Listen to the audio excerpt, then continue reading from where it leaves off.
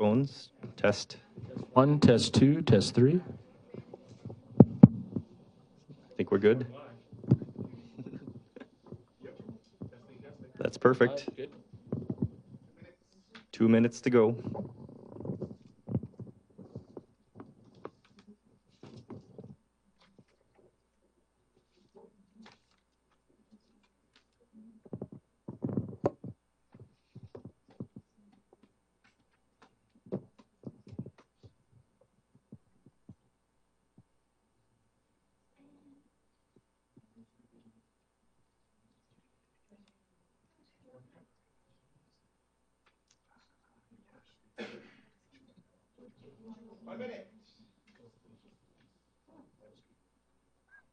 Here we go. Better or worse?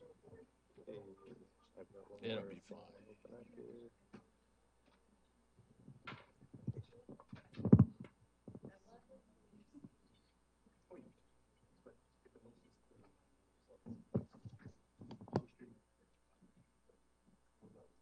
She was waiting all night to see Ready, Set, Action and hit the.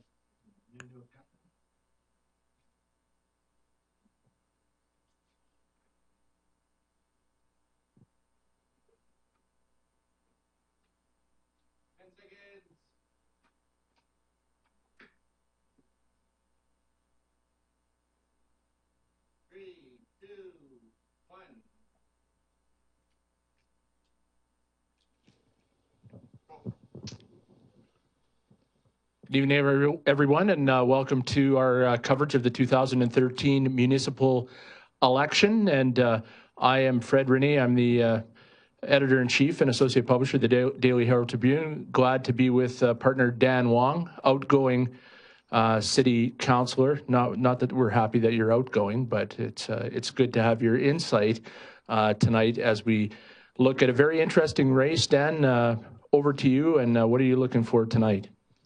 Well, I think that it's going to be a very exciting night. We have an election for mayor. It's always exciting when you have a mayoral race going on. And 16 candidates for council. I think that's fantastic. That's been typically the number for the past few elections now.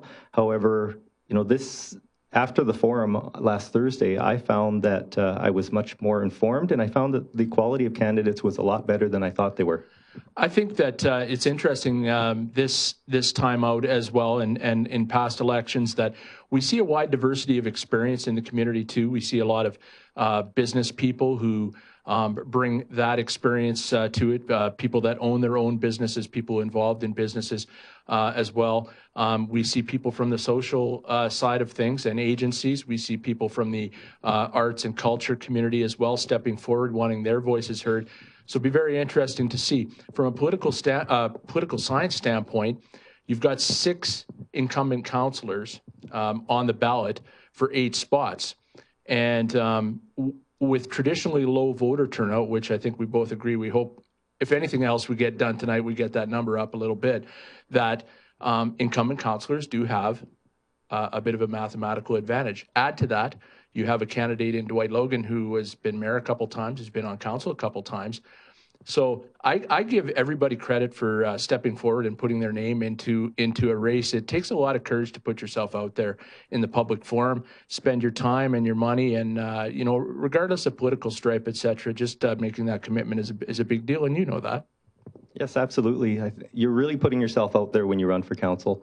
And I know 6 years ago today, I was extremely nervous. I feel that, you know, after the first time around, as an incumbent, you're much more comfortable. But when you put your name out for the first time, you're a virtual unknown, and your stomach's just full of butterflies. You're waiting for those results. You're hoping that these guys will stop talking soon and start posting results. Pretty gratifying, though, when you get that endorsement from the community. Makes you feel good about your agenda. And even, you know, even when those numbers come in at the end of the day and they're not enough to get you above that last number, even seeing some big numbers and people in the community that believed in you, it might not be enough to get you onto council, but that's gratifying too. Yeah, absolutely. And especially in the last election, what we noticed was there was a really tight spread between the last few candidates, and anything could have happened there. If you had another 100 people come out and vote, the results would have looked way different. I think it was from 7th place on. It was really really tight. And that's the big thing about voter turnout too. I mean, the lower the voter turnout, the more volatile. Everybody needs to get out and make their vote count. And you know, it's really tough to look back the next day and say, man, if I had gone out and voted, or a couple more people had gone out and voted, the result could have been different. And you know, this year we had the dynamic that it's a 4-year as opposed to a 3-year. A lot of people still maybe don't realize it, that we're into a 4-year window with the change in the act. So, you know, hopefully everybody got up and got out and got a chance to vote.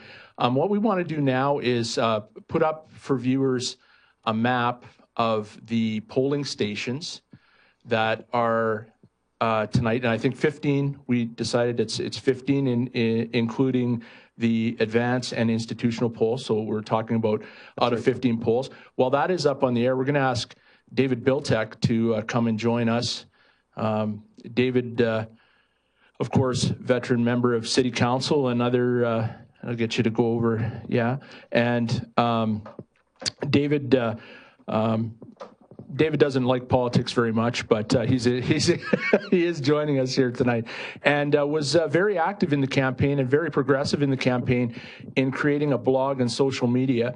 And social media, of course, has really changed the face of politics on all levels. And in a municipal where, you know, it's the level of politics where we can make the most amount of difference on the ground level. And you did a great job with your blog. You created a lot of discussion along the way, and all discussion is good. Tell us a little bit about the experience of that and some of your feedback. Well, I started it because I realized that I was boring my wife talking about things in July. So I said, I have to say these things somewhere. So I started to write this, and you know, it sort of puddled along at 40 or 50 views and each time. And then when it hit 250, I got a little worried because it started to get serious. And then one day I got to 645 and I was really anxious. But the turning point came on Sunday. The activity on social media was a firestorm. I posted at 7:45, and by 9 o'clock, I had 600 people looking at it. By 6 p.m., there was 1,700, and by midnight, there was over 2,300. It was just amazing. And that continued today, and just a few minutes ago, I checked, and there was still over 600 people that had looked at it. So, well, it's interesting in terms of engaging people and really, regardless of the political stripe and what, you know, candidates aside, the big thing I think that everybody involved in the process really wants to do is to get people engaged, especially young voters, and with social media and being online, you've certainly contributed to that. Are you hoping that the exercise will bring especially younger voters to the table at the municipal level? No, I'm too much of a cynic. Younger voters don't vote. I mean, they've traditionally not voted, and they will continue to not vote. And I think it all has to do with feelings of efficacy. They're young. They don't have great feelings that they can influence the world or their job or a whole lot of other things, so they don't tend to vote. They don't tend to participate in other things. I don't think we can ever change that as such. I mean, unless we did something like City Council was to discuss an 11 p.m. curfew or something, and that might motivate some people. But other than that, I don't believe. But the you know, the inherent in your question is that only young people are on social media, and it just ain't the case. I mean, there's a lot of blue hairs and bald guys on social media, and that was the sense I got, is that there was a huge engagement from an older demographic as well on this. And that was my thought. You know, Grande Prairie's median age is 29, almost 30 years old. And you would think that being such a young age, that social media would have been utilized a lot more. You know, there's elections being run all across Alberta today, and everyone feels that social media is the tool for elections. Now, what is your thought on that, David, being a person who was actually more engaged on social media than most of the candidates seem to be? Well, one of the guys that I consulted throughout this whole process, throughout the whole election, made the observation the other day that this could be an interesting test, this election, because we had some candidates who really relied heavily on the old-fashioned door knocking, and they used social media a little bit. And then we had other candidates who relied very heavily on social media and didn't spend as much time door knocking. So it'll be interesting to see how those results come out. you know, and it was seen like Bill Given, for example, had I think 1,100 fans on his Facebook page. On Saturday, when he made the post about responding to Gladys Blackmore's challenge on the taxes and the profit, his comments were shared 110 times. That's the equivalent of it being shared to 20,000 people. Gladys, on the other hand, had about 300 fans at her Facebook page and just wasn't as active as Bill or other candidates. Kim McDougall was quite active in social media. Rory Tarrant was very active, ran a blog, commented frequently. So it'll be interesting, but he also door knocked extensively, about 4,500 homes. Yeah, so the traditional methods obviously still pay off for the results of an election, especially since we have such a low voter turnout. What are your thoughts on, you know, council's attempt to get online voting on board? We were hoping to do a pilot project for this election, but of course, at the 11th hour, our funding didn't really make it to the table. Well, of course we should be doing online voting. I mean, the arguments against it are the same sort of arguments that we had when, you know, a century ago when you had to show up at the town hall and cast your vote with a black marble or something, as opposed to writing on paper ballots. So, you know, it's the same thing. It was a change. There's a change of technology, and we should certainly be using it in something that's central to our democracy. We've already made that step, certainly to the point now where people go into the polling station and I mean, they can tell right away. And I mean, I'm not sure what difference it is between handing it there and having it come in and register right away or doing it from your house. I certainly it's not going to decrease the turnout. It's going to increase and arguably among the young voters.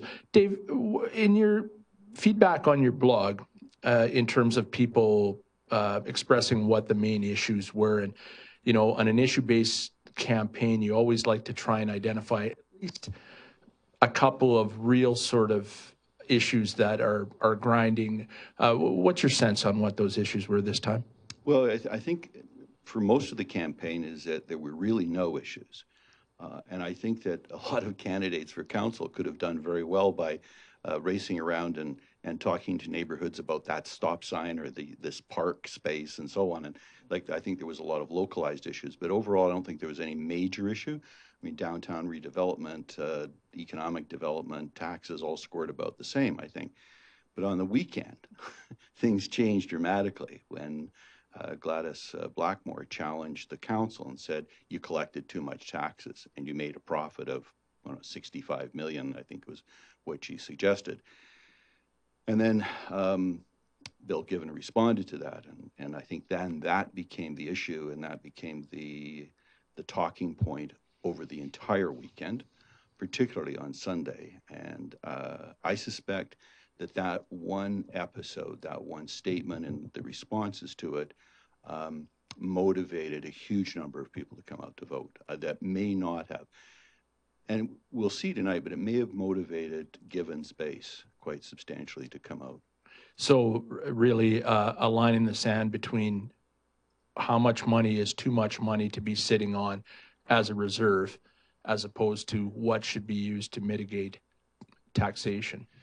Well, that's part of it. I think that Dan wrote a very, very detailed analysis of this, and you know, clearly the reserves, the city needs the reserves. I mean, I sat on council when we had the cuts from the Klein government, and it was devastating to us because we did not have substantial reserves, and that was in the early 90s, and it was after that that the city council started to set aside a substantial reserve, and it's absolutely necessary.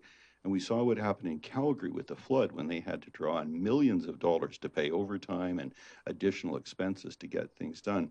So we need it for things like emergencies. We need it for a potential recession that could really change things in the city. Again, I was on council when the largest development firm in the city went bankrupt, and we sat on 900 vacant lots for several years. And we faced banks that said they weren't going to pay their taxes. So that's one of the reasons why the city needs the reserves. You know, major snowfalls. The question, how much?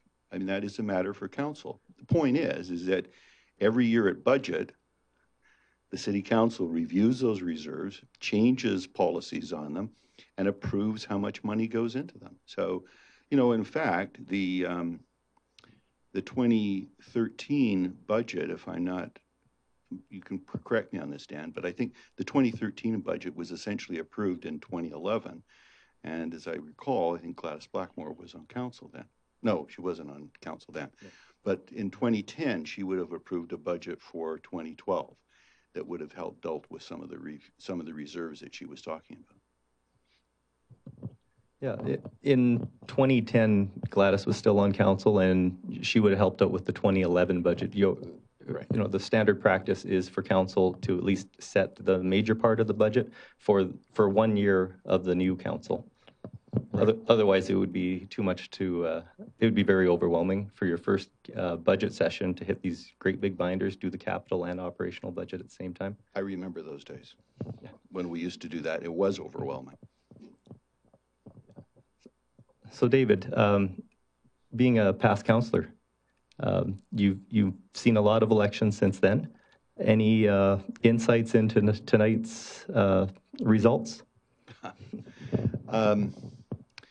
Well, I think there's about 4 or 5 people who are pretty well assured of election. And I think there's about 4 people on the bubble. I think those are going to be the ones to watch. And as we said last time, the difference between 6th and 9th place was only 190 votes. And I think we could see that again.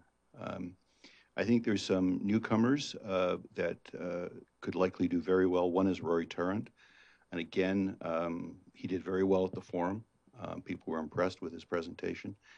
But again, the turning point for him, I think, was a blog post that he did about how important it is to vote. And that got a lot of play over the weekend.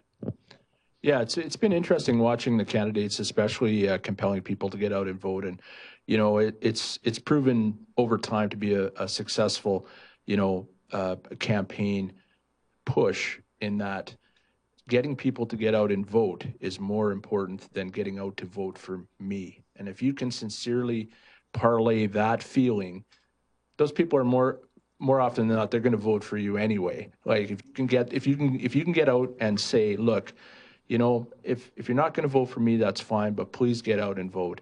You know, most times people will appreciate or respect that not that they're always going to vote for you, but I think it's a valuable tool. In terms of I know dozens of political strategists that would disagree with you, but well, fair enough.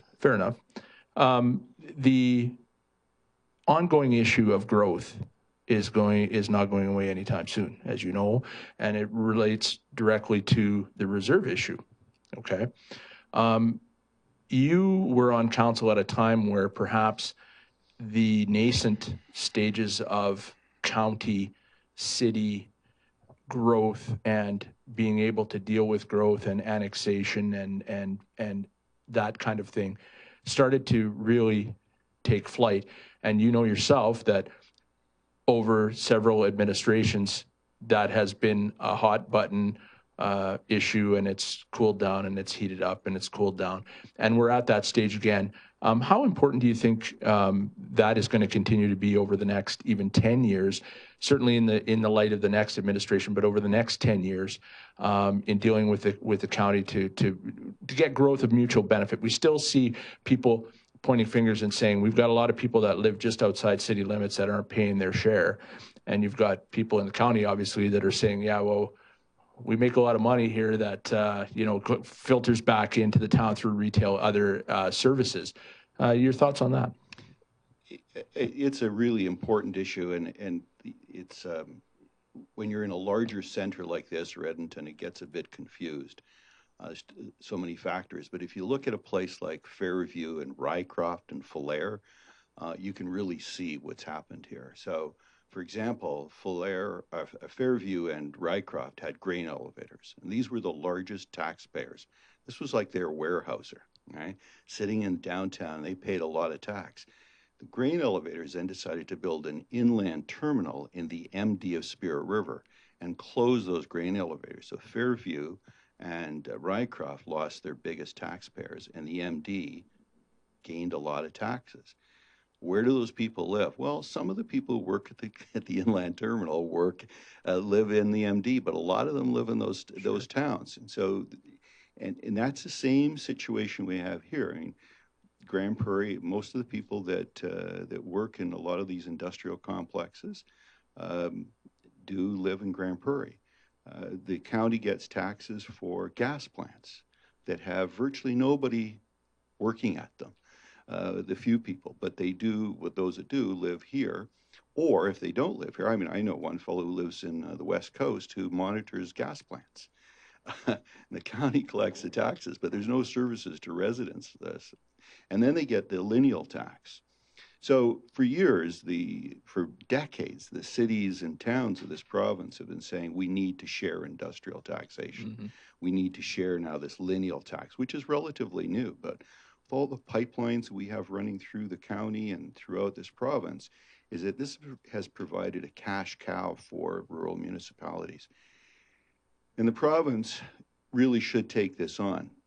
The likelihood is that they won't, because the Tory caucus is dominated by rural politicians. But that's where the change needs to take place. But there are some forward thinkers on the county council too that realize that this is something that's mutually beneficial in terms of being a win-win situation. You're always going to have that kind of, it's not a tete-a-tete per se, but it can be mutually beneficial, and working and having a constructive dialogue between the two councils, and we've seen that with meetings where the two councils get together.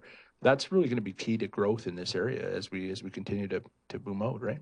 Well, it will, cooperation. I mean, and it's never been ugly between the city and county. They've always managed to get on. There's some things that would change it. I mean, there's 9 divisions in the county. And they represent huge differences in population. I mean, the Anne Beaupre's division, the one right around the city, has several thousand people in it, and then there's several divisions out in the West End that have very sparse population.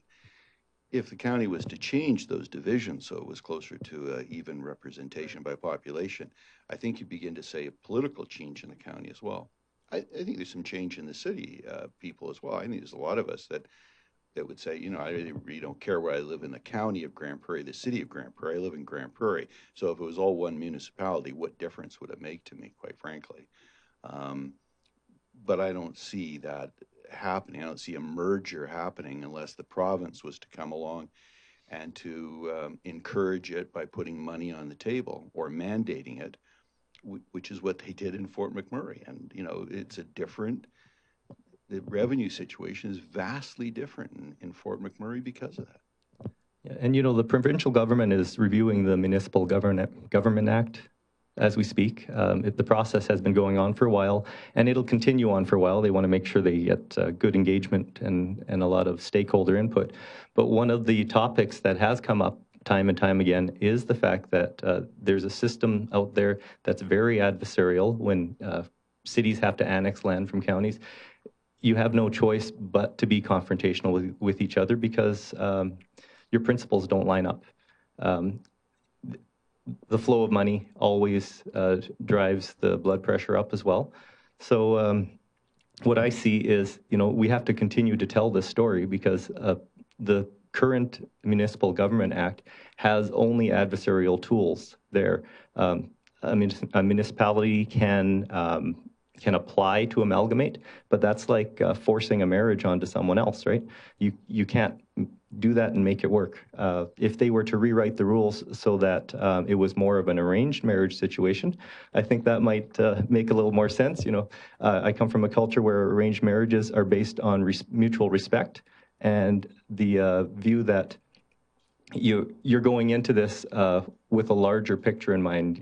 Everyone wins in that kind of situation. Now, obviously that's generations before me, but I think that conversation has to continue because cities are losing out, and as populations continue to flock towards cities, the per capita funding is way out of whack. One of the things that I think is at the root of this is the property tax system. Quite antiquated, that you pay taxes based on the value of your property.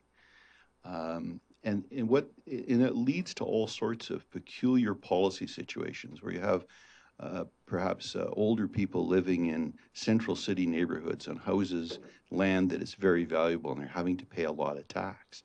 And I'm not sure that the only revenue source really that municipalities have, other than swimming pool fees, is property taxes. And one of the ways to change that and to get cooperation would be to change the revenue streams for municipalities, because if you take away property from the county, is that you're taking away huge amounts of revenue from them. And so it becomes an issue based on them. But if the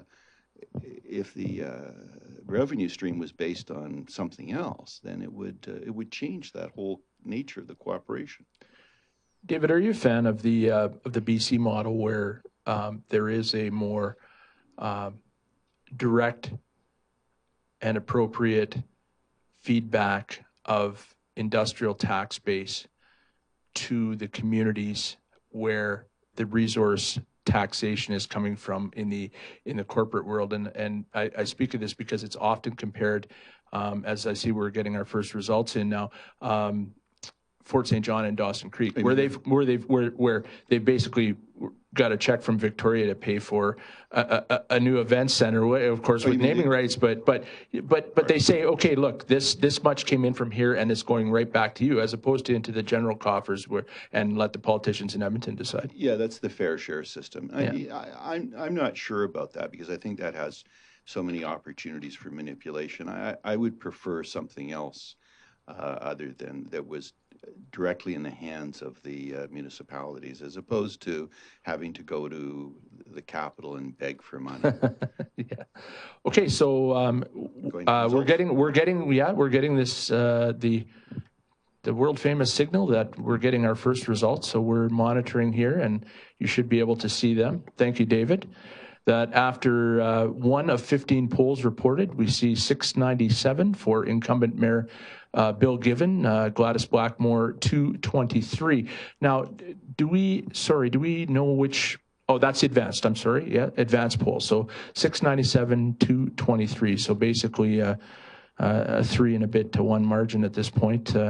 Advanced polls. It's good to see that people took the time to go if they were away on business or at this time of year in Mexico or wherever, and vote. So that's your first poll in at 697 223. Interesting. Some of Dave's thoughts on some of the new dynamic candidates, and I'm wondering, Chelsea, if we can look at the candidate, the 2 candidates he mentioned, but first Rory Tarrant. If we can look at his profile, and here's a guy who, when he first announced, was a new kid on the block kind of thing, but I ran into him a few times running around crazy in the neighborhoods and handing out his pamphlets, and shaking hands, and by all accounts, had a very, we're flashing a little bit on there, a very, very good performance at the forum. We're okay there? Okay, so it's just our monitor. Did quite well at the forum, and we talked about some new young up-and-comers coming in. Your thoughts on his candidacy? Rory is no stranger to municipal government. He was the municipal intern for the city of Grande Prairie. I can't remember how many years he was here for, but I do remember his presence. He was also a student body president at the Grande Prairie Regional College for a couple years running while he attended there. So, he's no stranger to the political arena. He got to see most of us go through that process, and he's stayed engaged and stayed abreast of the topics. So, and I think he fits the Grande Prairie demographic very well. Hardworking young guy. He's married, and he'll be starting a family probably pretty soon. He fits the mold, and I think that his image resonates with a lot of the residents. One of the other names that came up, Chelsea, we're going to look at Kim McDougall, somebody who was very, as we've got more results coming in, Kim McDougall, an self-proclaimed East Coaster coming in and bringing some new ideas, was very, very active early on in the campaign, and continued to be through social media. Unfortunately, suffered some sign vandalism, which you never want to see at any time, regardless of your political thoughts. She brought an interesting dynamic to the campaign as well.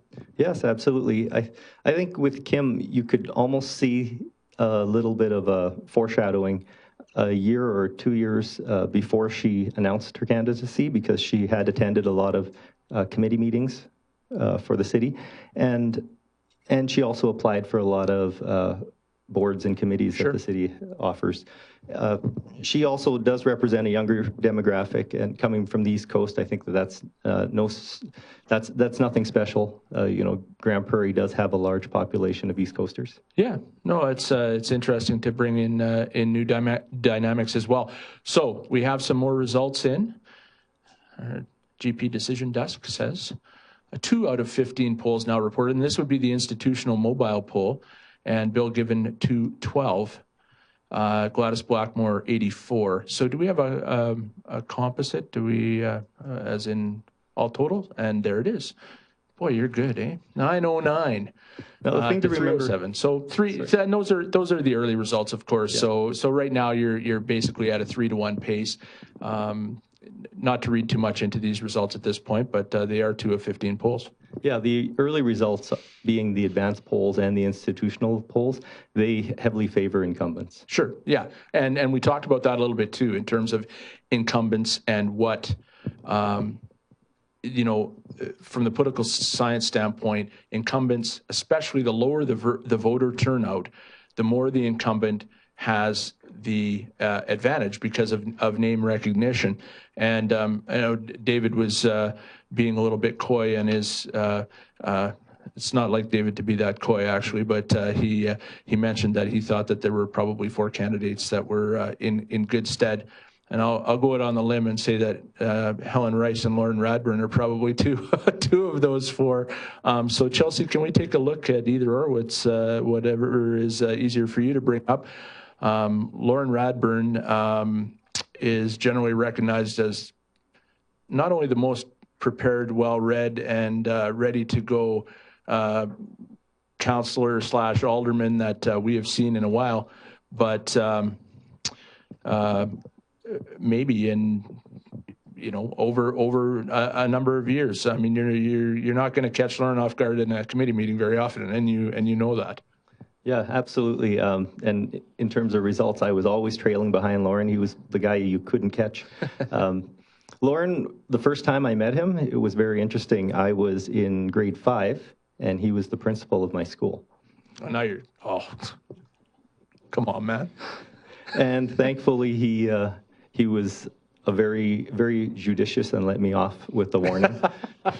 How many chalk brushes on the wall outside after class? Yeah. So we also have some council candidate information. I know that there's so many of these candidates out there who are just waiting to see the first results. So I think we should at least display some and let them breathe a little bit of a sigh of relief. So we're just waiting on some council. Okay. Oh, look at that. So right off the bat, we see the aforementioned Lauren Radburn at 790 votes, ranking first, and Helen Rice, 603. Maybe we have a future in this business yet. Dwight Logan, 588. No real surprise there. Big name recognition. Kevin O'Toole, 570 at 4th place right now. Chris Thiessen, 536 votes in 5th place. Kevin McLean, an incumbent, 473 in 6th place. John Crokin, also incumbent at 467. Justin Monroe, also incumbent at 444. We've divided this so that you can see where the line is.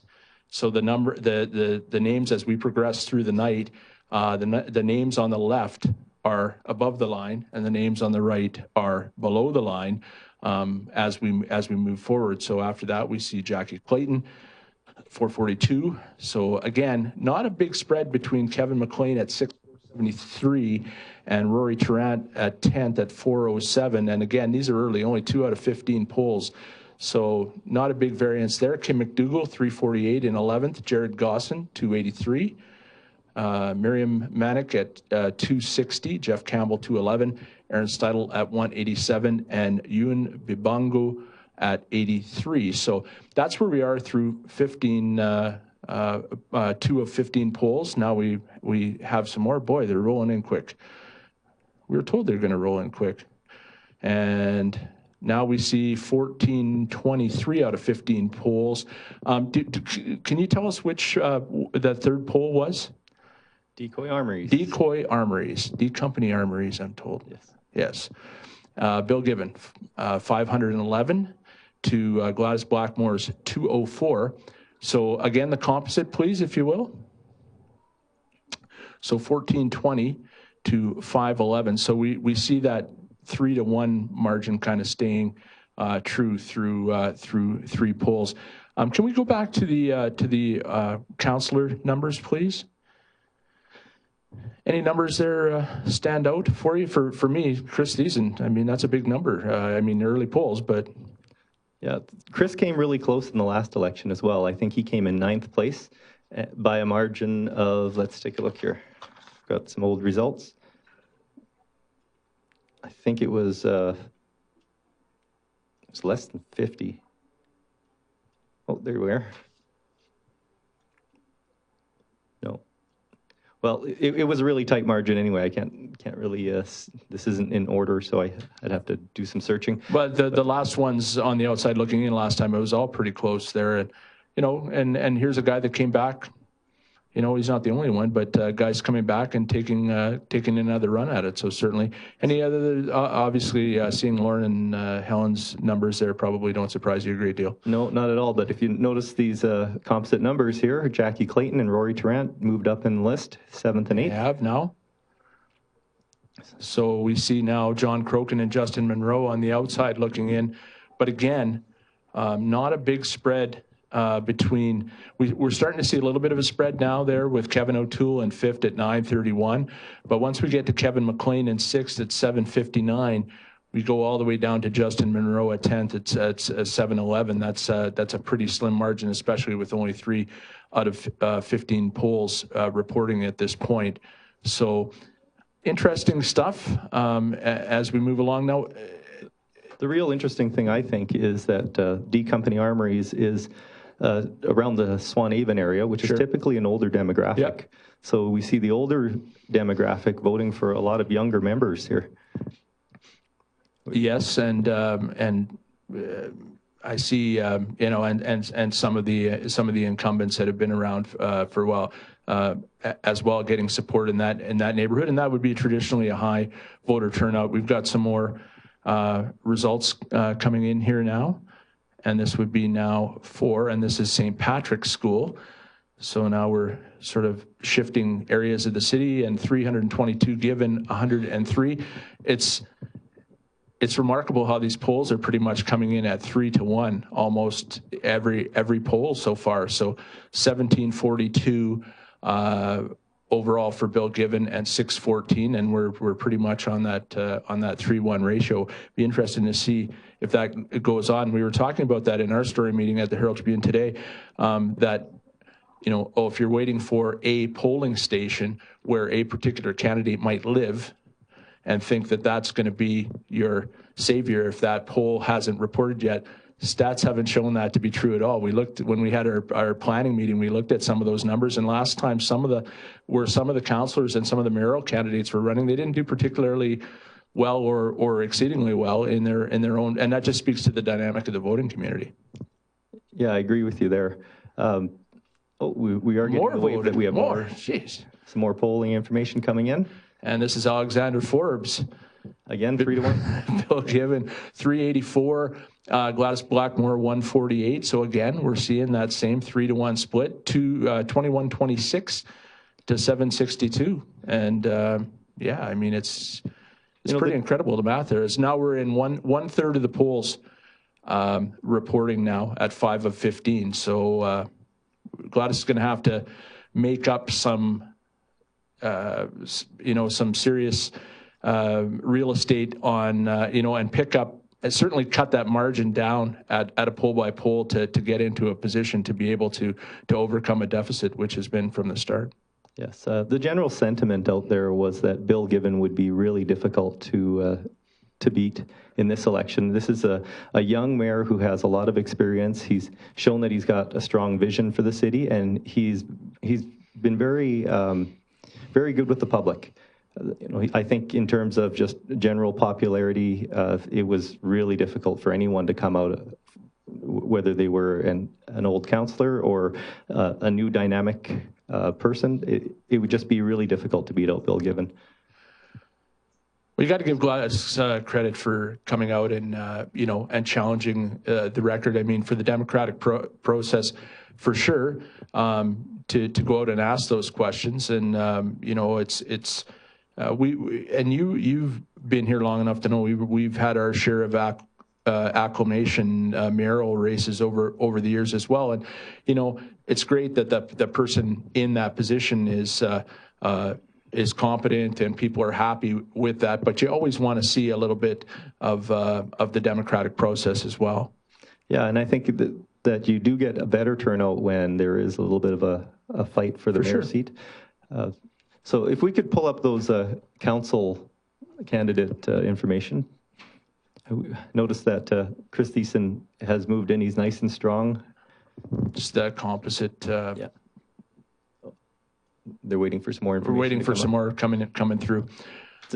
Yeah, so, you know, with the electronic balloting system that they have now where everything gets scanned as we go, you know, these results do come in relatively quickly. At 8 o'clock when the polls close, all they have to do is pull a little memory chip out of the box, and then they drive them over to City Hall. Well, it speaks to what we were talking about earlier with Dave. I mean, you know, if we really want to engage younger voters and have them be able to, I don't know what it is that people don't want to get off the couch and go to their local polling station to actually vote, but I guess at the end of the day, if that's what it takes, and you can just click on your internet and vote, if there's a way of encrypting it so that you're not fraudulent in some way, which I'm sure exists technology-wise. I know you guys looked at it. People are serious about upping the voter turnout. I mean, that's really where we need to be, isn't it? Really, yes, with the 24% turnout in the last election, and that's, you know, typical. The turnout is between 20 and 30%. I can't see a lot of people sneaking in to vote. You know, they're worried about fraud and. You know. Yeah, well, it was interesting. I was looking at some of the feedback on social media and some of the sites, and some people seem to think that our voter turnout was around 50%, and that's another problem. Like, people don't realize sometimes how low our voter turnout actually is, and you see a variance between the municipal and the provincial and the federal numbers, but none of them are overly great at the end of the day, and so getting more people out to vote is key. So we have some fresh. No, we're still okay. No, but you did see that Lauren Radburn pulled away from the pack. I'm stunned to see that. Yeah. He's got 11% of the votes. Should have picked him in my football pool this week. But no, Lauren is. I mean, the big thing from Lauren is that, you know, when he shows up at a meeting, at an event, a committee, at council, he's read everything, he's vetted everything. People often turn to him, and if there's a question at the table about what, you know, that's the person that they turn to. Helen also, very well read, very informed, and obviously a lot of experience. Not surprised to see those numbers at all, and they represent a continuance. People who have been part of this community for a long time and have seen a really rapid period of growth and having to deal with the dynamics of that growth, and you're part of it when you first came in. Very volatile time, and you can understand looking back at when they first got involved. I mean, Lauren was more at the education level at that time. Helen was involved both in business and at a council. How dynamic that can be in a very short period of time. Yeah, and you know, there's a lot you can say about experience. Lauren has a lot of Grande Prairie experience in the administrative roles, and Helen has, you know, 34 years of council experience, and she's with the Downtown Association, so she's really plugged into the community pretty hard. Between the two of them, they've always been really strong leaders on council, and you know, they're good at mentoring the new candidates through the process. So you know, I think the city is in good hands with those two. Of course, Dwight Logan, no surprise that he's up there. with someone who has a history of serving the city in that municipal role, he'll also be a very good mentor for the newer candidates coming in. Okay, we've got some fresh results coming up here. And it is the People's Church, 305 to 106. Wow.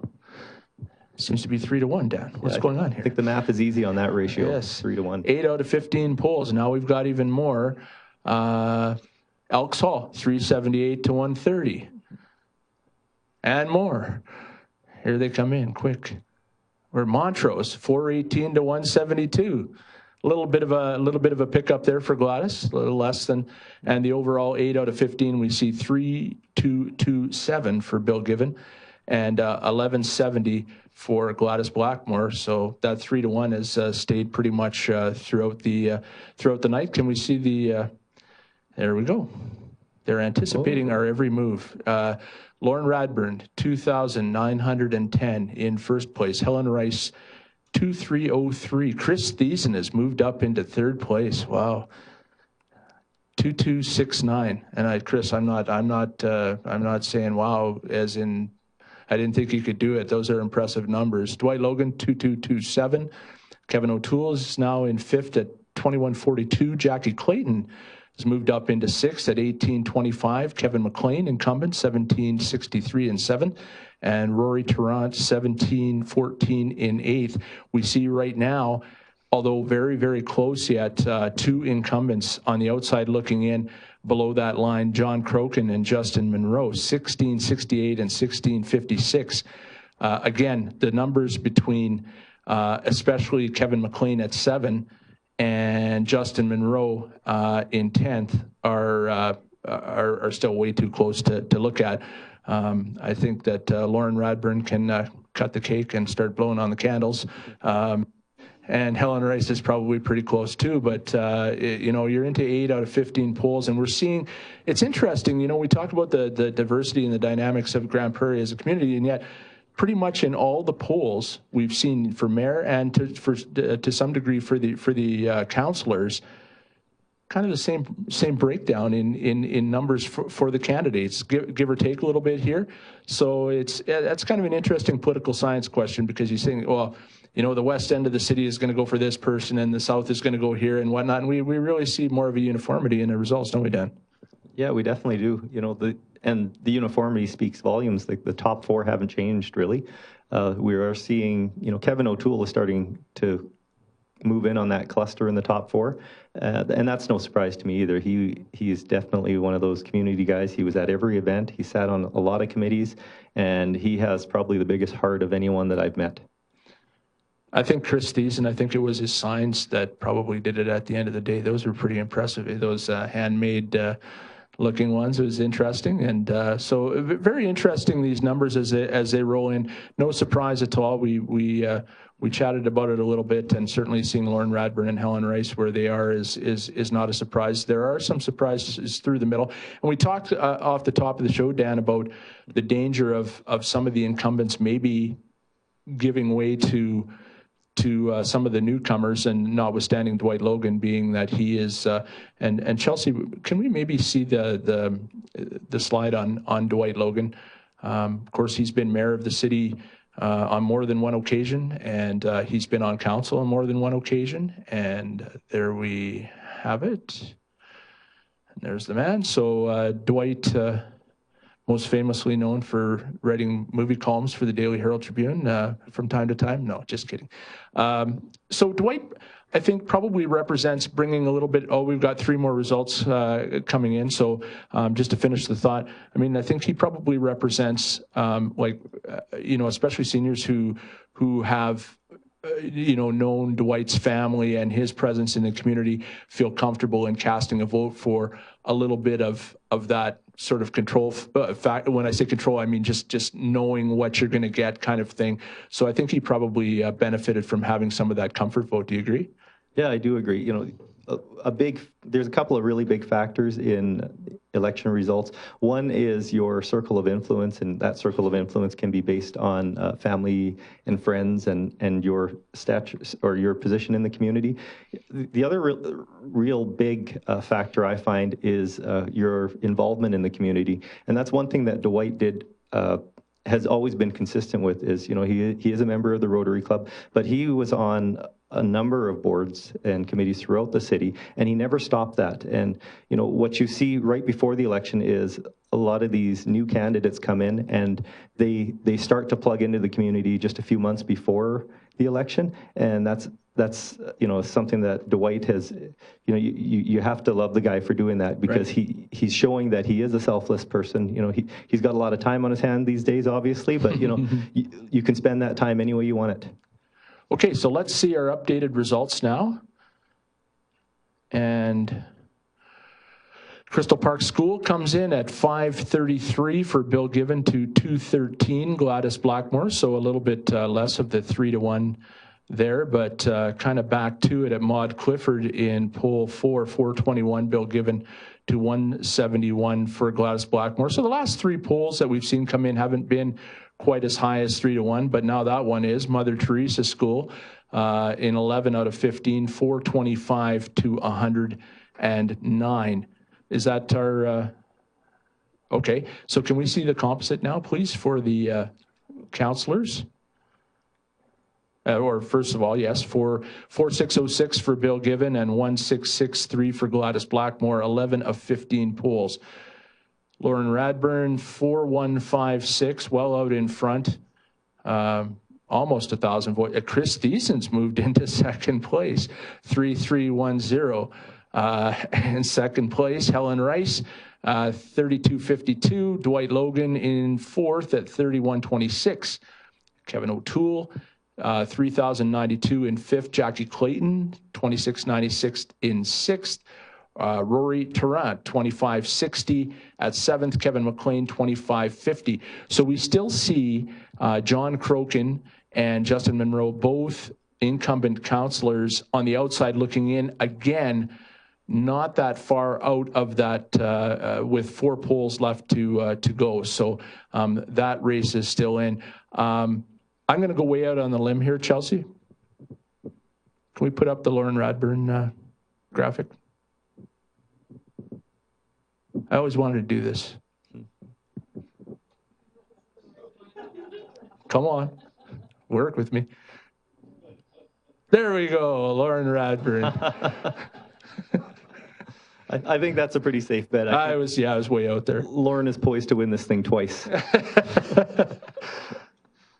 So we see the trends developing, and some of them are a surprise. I mean, we've already we've got more. Bring it on. Hey, Lauren, if you're out there, you should start making your way over to City Hall. Yep.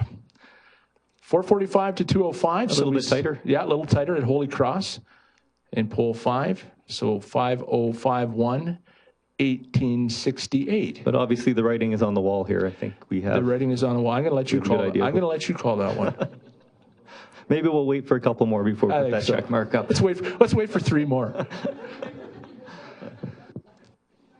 4577 for Lauren Radburn, and we see Chris Thiessen, 3692. Oh, I'm real close to pulling the thumb up on Chris Thiessen there too. And Helen, where we see this spread now, I think is, I think 5 through 1 look like they're cut and dried here. Kevin O'Toole, Logan, Helen Rice, Chris Thiessen, and Lauren Radburn with only 3 polls left. That would leave Jackie Clayton, Kevin McLean, Rory Tarrant, John Crokin, Justin Monroe, and Kim McDougall with a mathematical opportunity to still squeeze into those last couple of spots. I was never very good at math, though, but it's what it looks like to you. Do you agree? I agree, yes. And, I think you can pretty much pull the pin on Kevin O'Toole because, historically, if you're anywhere in the 3,200 and above, you can count yourself in. Yeah, the numbers would show that if you pull more than 3,000 as a council or aldermanic candidate, If you lose, that's really terrible luck at that point, and the voter turnout would be higher than we've seen in a very long time. Okay, Chelsea, we're going to make Chris Thiesen's day here. Let's do it. All I can be is wrong. I don't think so. We can always send him away. Sure. Yeah. Chris Thiesen, congratulations. We're declaring you elected to Grande Prairie City Council. And there was much rejoicing somewhere, wherever Chris is tonight. I think there'll be some major parties at Chris's place tonight. Do we have any results from the school board? Do we have access to that? That would be great to see. Take a trip over there for the first time. Interesting race. We've got a very experienced slate of candidates running, and then one open seat with 3 people who have not been on the school board. Public school board, should say Catholic school board was acclaimed.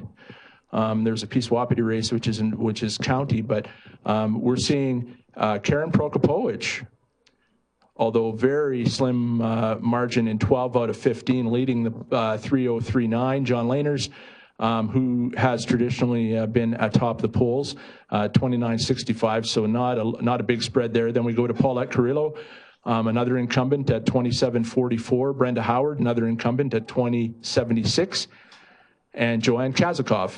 I think a lot of us anticipated that those 4 incumbent trustees had a good chance to regain their seats, and you had 3 other candidates vying for that one open spot. And Joanne Kazakov, and I know you know Joanne, she's quite involved in the community and a lot of things too.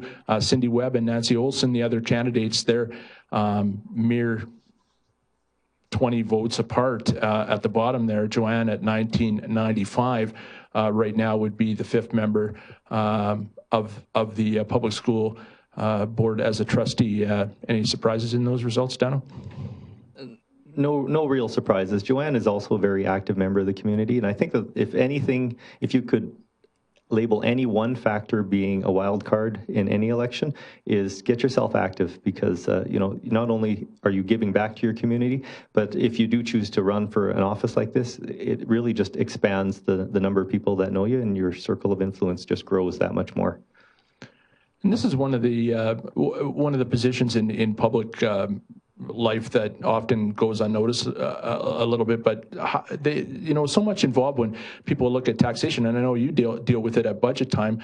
So much of the taxation that goes out, and there's some often confusion in the public about, the taxes are this much, but this much goes to education and this much is municipal. And maybe tell us a little bit about your experience there in terms of working with the school divisions in determining what the tax bill is going to be at the end of the day. Well, I don't know the exact spread, but there is a portion of your municipal taxes or your property taxes that goes towards the municipality, and a portion that goes towards the school boards. So when you decide which school division that you're supporting, that money goes to that school board, and that school board has elected officials to decide how that is properly or to be spent. Interesting that.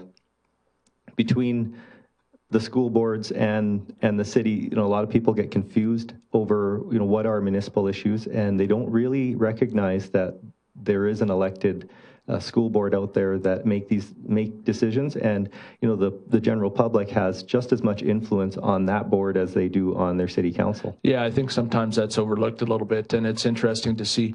We look at some of the people that are on the board. Paulette Carrillo, 21 years on the board, and 12 years for John Lahners, and 15 years for Karen Prokopowicz. People obviously quite passionate about that side of things as well, and very much impact that little bill that you get in the mail each year. I lost my monitor here. Oh, okay. We were looking at results. No fresh results. Still no. Okay, so 12 of 15 in, with only 3 polls left. So I think, Dan, we talked about this at the beginning. We're going to see that 2 above the line and 2 below the line kind of thing might probably come down to poll 15 of 15 by the looks of it. Yes, you can definitely move a space or two by the end of the polling stations. I'm guessing that this graphic that we're looking at now is which polls went to Bill Given. Am I right? Yeah, it was a good guess. Eh? These are the closed ones polls, that are closed. which is still which ones went to Bill Given because he did win every poll. Again, out on the limb we were. So we see that right in the middle there, we still have one poll. Do we know what poll is that? Navy. That's Army Navy? Okay. Hey, that's my poll. No, I didn't forget to vote. So and then on the other side there we have 2 more to finish it off for tonight. Yeah, we're waiting on École Nouvelle Frontière. Do we have any initial numbers on voter turnout at all? Is that available? He says, way to put me on the spot, Fred. Thanks for that.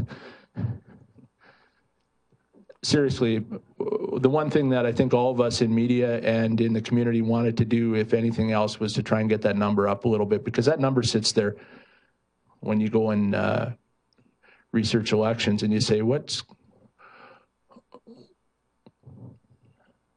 I don't wear glasses, but I apparently need some. The eligible voter count is just over 40,905, it looks like, and 6,000. About 7,000, basically. Ballots.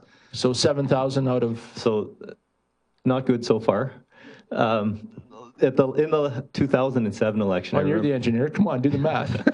Well, that's why I have my iPad. Oh, okay, but good. What I was trying to say was in the 2007 election, those are the only stats I remember because those were the ones that really affected my life.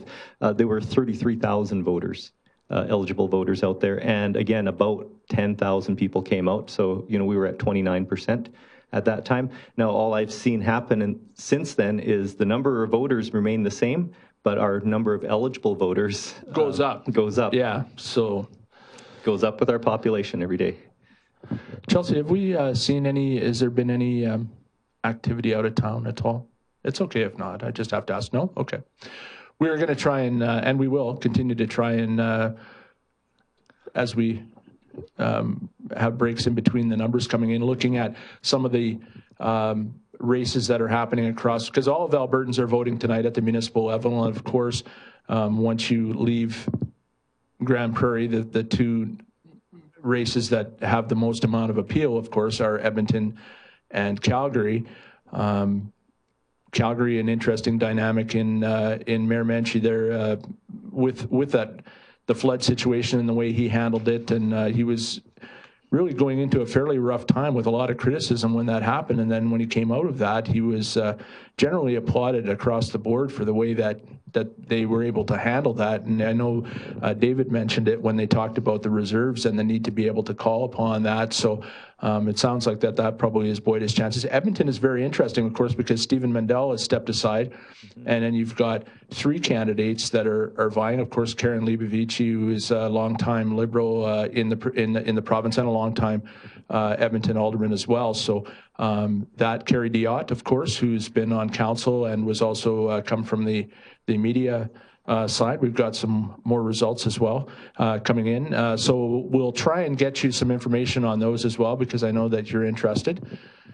And we will look, and we see that the Army Navy is 192 to 83 in favor of Bill Given. So that's 14 of 15. Did we miss one along the way? I thought we were 12. Okay, so we got one more. Okay, Kateri, 472 Given, 179 Gladys Blackmore. Well, my man, are we ready to do the deal? With one poll left? Yeah, I think we can go on. All right, so let's do it, Chelsea. Yeah. Let's. So I ran a quick calculation too. The voter turnout should end up around 22%. Come on, guys.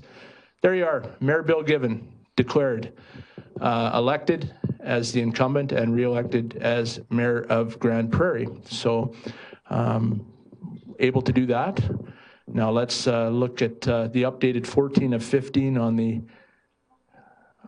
on the council numbers and see where we are. Again, we've already declared Lauren Radburn and Chris Thiessen elected. I think we're safe to declare Helen Rice and Dwight Logan and Kevin O'Toole. Oh, don't worry, Chelsea, I won't ask you to put all those ones up in a row. You can if you want. Helen Rice, Dwight Logan, Kevin O'Toole, Jackie Clayton. With one, so we only have one poll left. And I think Kevin McLean. Yeah, you're comfortable with that? I think so. Rory Tarrant at 3155 is okay. We got the last one. We don't have to speculate anymore. Here we go. So let's throw those ones up before the mayor, please, if we can. Okay, that's just the numbers from. Okay, overall. Okay, so 15 of 15 reported. And that would mean then that the names you see on the left-hand side are what we would call elected. Lauren Radburn, Chris Thiessen, Helen Rice, Kevin O'Toole, Dwight Logan, Jackie Clayton, Kevin McLean, and Rory Tarrant. So congratulations to them. A very small number between the two incumbents who are on the outside looking in, being John Crokin and Justin Monroe, and Kim McDougall, newcomer. And then we see a little bit more of a drop there to Jared Gosson, Miriam Manick, Jeff Campbell, Aaron Steidel, and Juan Bibanco as the numbers on the outside looking in. So can we see the 15 of 15 with the school boards, please? School board. And there we see it. So Joanne Kazakov, the incumbent Karen Prokopowicz, John Leiners, Paulette Carrillo, and Brenda Howard re-elected as public school trustees. Joanne Kazakov picks up the other open seat. Cindy Webb and Nancy Olson not successful tonight, but good numbers and not that far out of the election numbers. So that would officially do it in terms of results. And just again, Dan, want to congratulate all the people who took the time to get involved and come out and let their names stand, for speculation and introspection and questions and knocking on doors and spending, a lot of their time and money trying to become involved in the process. And sometimes when you're not successful, obviously, it's disappointing, but I think they need to be reinforced that they were a part of the process, and that that's very important to the growth of the community. And a lot of those people, we've seen some people here tonight, Chris Thiessen being a prime example of a guy who kicked the tires once and didn't get it done and came back and now is going to be part of council. Yeah, and the other thing to really to make note of is that a lot of these other candidates that even though they didn't make it on council, they brought up some interesting ideas and they brought up some interesting issues that maybe there weren't any major issues in this election, but they brought in a new perspective that everyone was paying attention to. So the council candidates who did make it in and who will be our new council have that information to draw from, as well as the information that they got from the electorate out there as they were door knocking and talking to people. All that information really does factor into how the city is shaped in the next 4 years. This is where the work just starts to be done. It's not the end game, it's the start game. So there's a lot of work yet to be done, and now we have we're going to be able to have some guests on here as we have some of the candidates coming in. Do you want to? Yeah, maybe we'll stand for this portion of it. Sure. So first person in, I'd like to invite Gladys Blackmore in, the candidate for mayor.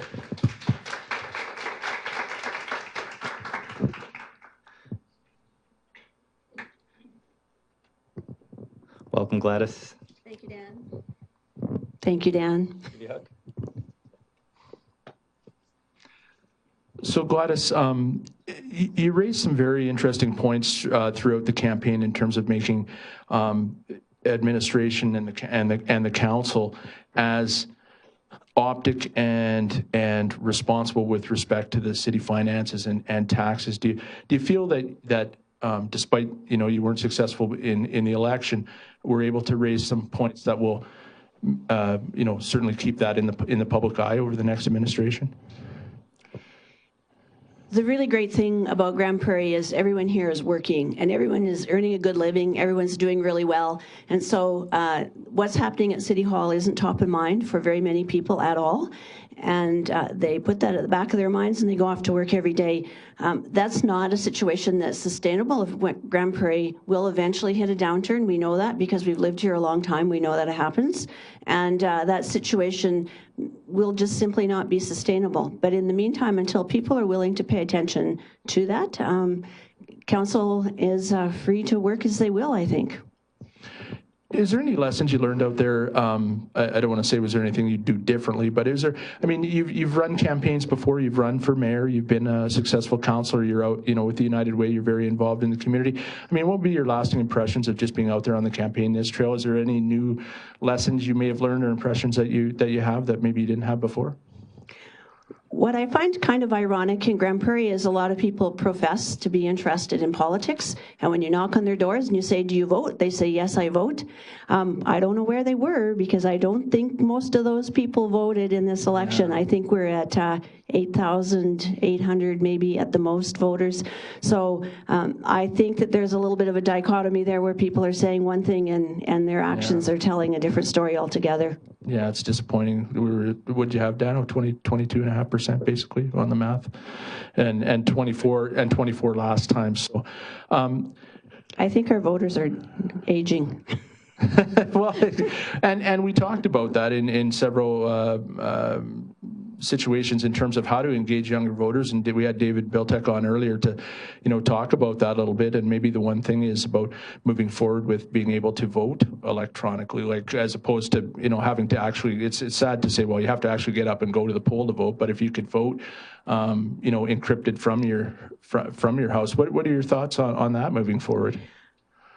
I would have thought in 4 years ago, 2 years ago, 6 months ago, I would have thought that I would have been very supportive of online voting. Having spent far too much time on social media for the last 2 months, voting is not like liking something on Facebook. And to me, that would be a big concern. Once you have online voting, it's very instantaneous, and it's easy to make those decisions almost without the kind of care and attention that I would like to see people put in when they make a vote. So I know that the people who voted for me, they thought long and hard about it and voted for, they voted against the incumbent when they voted for me, so they're making a bit of a statement with that vote, and I know that they thought about it, so I appreciate that very much. So it's almost a question where you'd almost rather take the lower voter turnout, but know that the people that are voting actually have considered the issues and made the effort to go, as opposed to just clicking a like button on a Facebook page. I have to say, yes, yeah, really. Well, I want to congratulate you on stepping forward and being out there and putting some ideas out there and having people. You know, I know there was a lot of chitter chatter on social media over the weekend talking about you know, the details with respect to the reserves and whatnot. But that takes a lot of courage to get out there, and I really want to congratulate you for doing that. You know, it's important that people ask those questions about from their council. It's important that they ask, where's the money and where's it going and where's it being spent? Those questions are what keep your council accountable. Okay.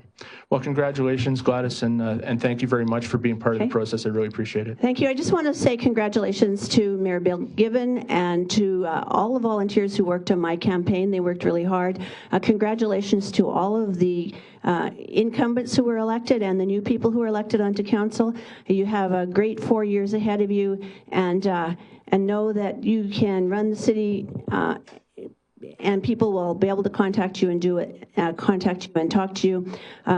It's not a easy thing being on council sometimes, but I know that you will all really, really enjoy it. I enjoyed the 9 years I spent on council, so congratulations to everyone, and thank you to everyone who did vote for me. I so appreciate that. It was a good run, and in a couple weeks I'll be back at the United Way doing a job that I love, and so you'll still see me in the community. Yeah, and you do a great job with that, Gladys. Thank you very much. Okay. Who do you got lined up, Dano? Who's coming down? I saw you out there talking. Were we talking to Chris Thiessen? Is that who we're bringing down? I was, yes. Okay, Chris, come on down. Chris, you're the next contestant. Get in the screen here.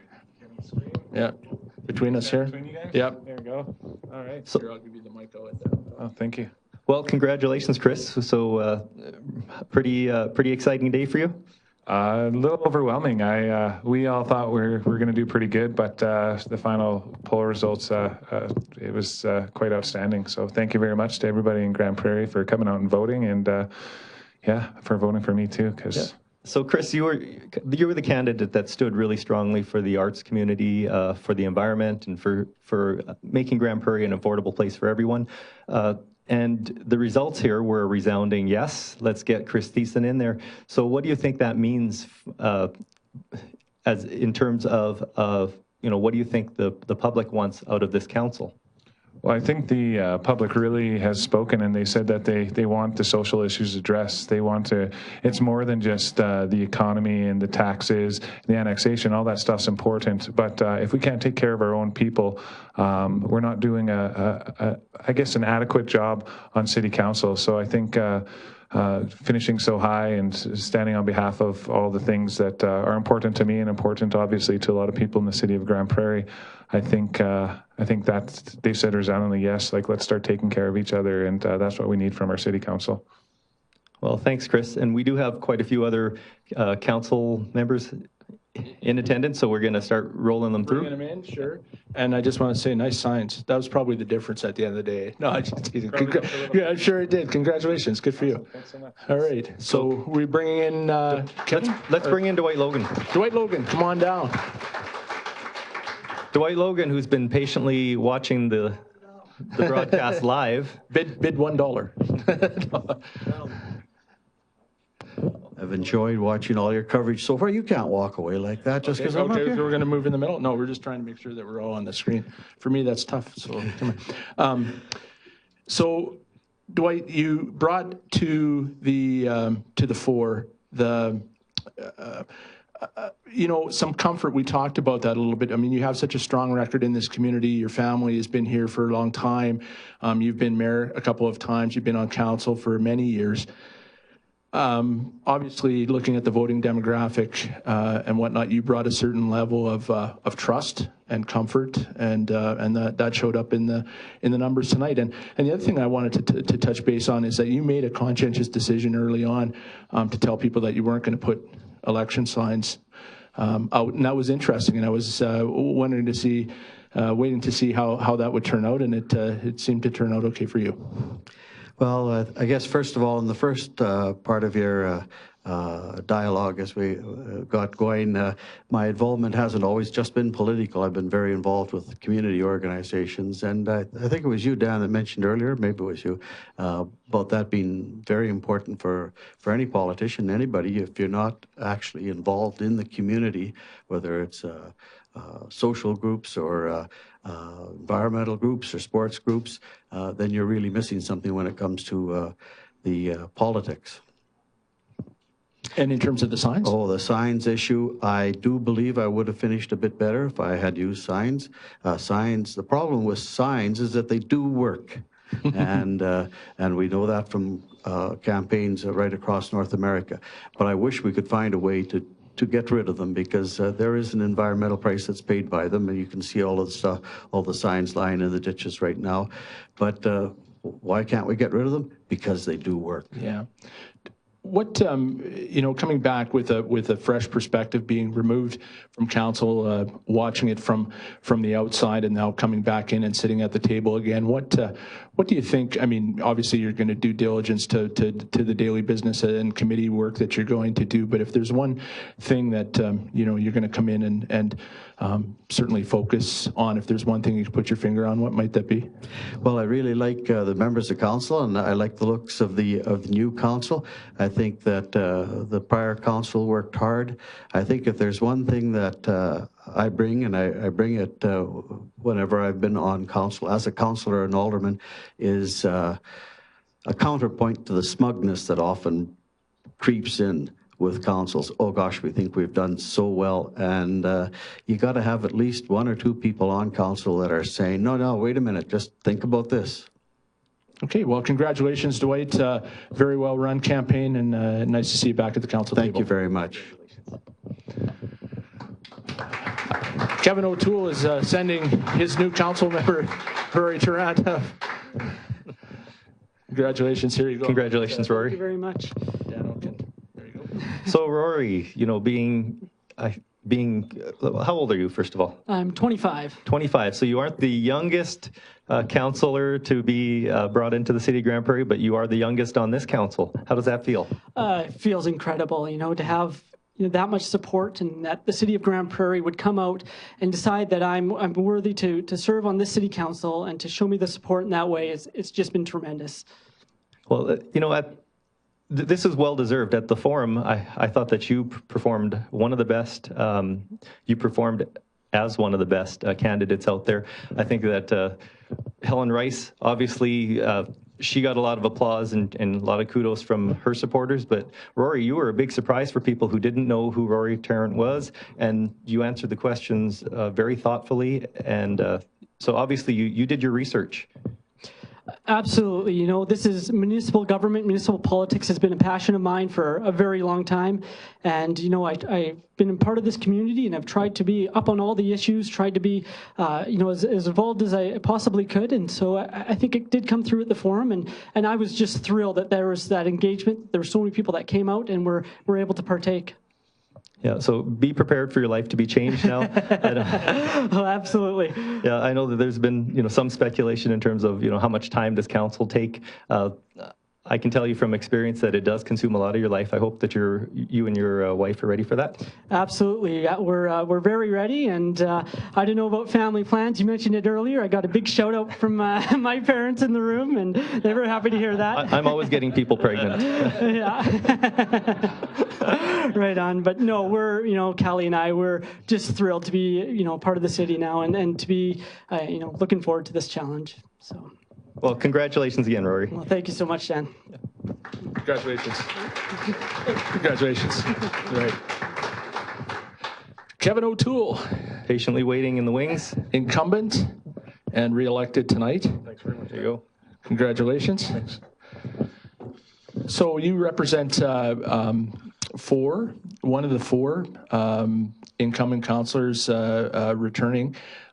Certainly continuity, as it's a building process. There's a lot of projects, and I know you talked about them through the campaign that you want to see through to fruition. Some of them have come through to fruition while you were at the council table, but there's still many more to go. That's important to have that continuity and that vision and see those projects through, I assume, from your standpoint. Oh, absolutely. We've been talking about this for the last couple of years, putting long-term goals in place, and 68th Avenue is one of my concerns, and I think if the process goes through in a way we'd like it to be, it'll probably be kicked up a little bit. The triggers will be released, and we can start on that sometime in this next 2 or 3 years. 92nd Street has been another one of a sore spot with me. We were going to probably do that last year in budget, but there's only so much money that the city has, and we decided to do a bunch more road improvements and carry on with that. That infrastructure, and I know you stressed the roads and infrastructure through the campaign. When we see sometimes major projects in our community that aren't necessarily driven by the city level, and I'm speaking specifically of the health center and what impact that is. I mean, obviously, there's a fallout to the municipality as well, and we've seen that in terms of the infrastructure on the bypass and the traffic, and that not all those decisions are yours as a council to make, but there's certainly ones that you have to deal with and take a lot of flack for. Well, exactly. The highway bypass that we've got going through our town does not belong to the city. That's Alberta Highways, and if there was some things that we could do with it, we would probably had those changes made already. It's a very expensive road. It takes a lot of traffic. In the future, we got a bypass that's going to go around Grande Prairie, and a lot of the big, heavy oil field and long, wide trucks that are going through will not necessarily have to come through Grande Prairie. And it's a sad thing to say, but just about every day near the college or Staples or somewhere around, somebody gets rear-ended or rear-end somebody else. So it's a concern of mine, absolutely. The other big concern that I have is the east-west and the north-south. There's only a few roads going each direction, and if we open up one more road, that would be would take a lot of pressure off of the main intersections that are being used now. So I'm going to try and persuade my future colleagues that we could make those changes and do it soon. And if you don't mind, I'd just like to thank my family and friends that are gathered today. It's been a tough battle. We did it. Congratulations, Kevin. Great campaign. And welcome back to the table. Thanks, man. Congratulations. So we do have a few more people in the wings. Helen Rice, she's hiding over there. So another strong showing for another election, Helen. Oh, yeah. Just watch your step there, Helen. Just record. I hope this is a wide screen. So I think I'll start with a question and I'll let you cut in there after. Fred. Because, you know, Helen, I was kind of joking around today as people were talking about you, and I said only God himself will be able to remove Helen from council. And he may just well do that one day. He may, yes, he may. So, Helen, you've obviously seen a lot of turnaround on council. How does this new council stack up to previous ones? Well, you know, Dan, and I'm sure you have some of the same feelings I have tonight. It's real bittersweet. You know, I'm pleased and proud, humbled at the support I received, but you spend over half your life, well over half your life, with that group of people for 3 years. You are going to bond. And, you know, I look at working on a council without Justin Monroe and John Crokin, and it chokes me up. And you know, I'm sure you feel the same, like you're just used to, you know, like I said, half your life calling those people, talking things over with them, arguing with them. So it is, you know, it has, there's some excitement as you look at what the new people will bring to the table. That'll come tomorrow. For tonight, I'm somewhat mourning the loss of colleagues that worked hard and really cared. Well, great words, Helen. And just one last final question. You're going to be running for president of AUMA this year. That's the Alberta Urban Municipalities Association. I don't think Grande Prairie's ever had a president. Yeah, we had Gord Graydon. Oh, Gord Graydon. There you go. Yeah, I am going to run. Grande Prairie has been, and Dan, you were a huge part of that, has been miles ahead of the other mid-sized cities in terms of putting together positions and lobbying for the changes we want to see to the Municipal Government Act. We are so strong on that Mayor Given has been invited to do a presentation at the convention, which is every urban elected politician in Alberta. So it obviously seems to be the next step up for me. I have, you know, I have great mayor, and I assume a great council to work with, and I have a great relationship with pretty much all of the provincial cabinet, and I think the time is right. The province has opened that door. We need to make those changes now. Great words, and I know that Helen Rice is the right person for that job. She gets away with saying things that no one else in the province would ever be able to do without getting blacklisted. So congratulations again, Helen. Thank you, Dan. Thanks, Fred. Thanks, Helen. Congratulations. Just watch that cord there. Mayor Bill Given, re-elected. Congratulations, Bill. Thanks. Welcome back. Congratulations, Bill. All right. So back at it, I know you've had a long-term vision for this position, and now you've got another 4 years as opposed to the 3 years. And a lot of the projects that we've seen under your tutelage as mayor are just coming to fruition or are just getting rolling. So it must be gratifying to get that endorsement for another 4 years. Well, it certainly is. You know, this past council did a lot of very foundational work that is going to enable the next council to have a lot of success. And so I think each of the outgoing councils really need to be very proud of that they were an essential element in helping that success and build that foundation. The mandate tonight, though, is obviously very gratifying personally. It's very gratifying for our campaign team. I appreciate the community that came out to support us in such strong numbers. And from a strictly political science standpoint, from your perspective, I know you mentioned gratifying results, but you won all 15 polls tonight. So obviously you have to look at that as a strong endorsement from the community. Well, and it is. You know, the mayor is one of 9 council members, really, technically and by legislation. And so to say that I have a citywide mandate where the entire city, poll to poll to poll, has shown their support for me, obviously says a lot. But I believe that this new council has a lot of great talents and skills. And so my job is essentially that of a coach to try and bring the council members together to do the best for the organization of the city of Grande Prairie and for the community of the city. New dynamics in this next 4 years for you. You've got a young family, you've got some added responsibility, and as Helen just mentioned, look to, through the AUMA as one of the progressive mayors.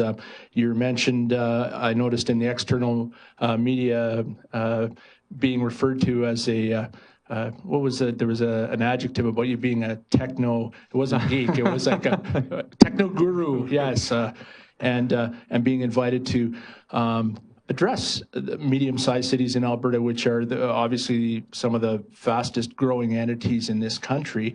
And you bring a perspective to that, being in your age demographic, your technical demographic, and now your experience demographic. Well, you know, the mid-sized cities across the province really have missed their due over the last while. I think there's a great opportunity for us to really go out and on the provincial scene exert our influence. With Mayor Nenshi in Calgary, and it'll be interesting to see what happens in Edmonton. Right. But I think we may have a group of young, dynamic mayors across the province, and I think that really bodes well for the future of municipalities and for the future of urban municipalities in particular. Okay, Dano? Well, I think Fred asked all the great questions, but so I'm going to get into something a little more cerebral. The Municipal Government Act review. You know, Bill, you've been very articulate at voicing what all municipalities, all cities, I should say, across Alberta have been saying. And how important is that now going forward as you try to realize your vision for the city of Grande Prairie? Well, you know, ultimately, Dan, the Municipal Government Act is the piece of legislation that lays the foundation for how local government works across the entire province. I think there's no opportunity like we've had in the past, like the one that we're going to have coming up over the next couple of years. If we're successful at having Helen at the AUMA presidency, that's going to give us a lot of influence, and I think that that's a strong likelihood. But ultimately, I believe that we have a great opportunity to make urban municipalities like Grande Prairie more sustainable.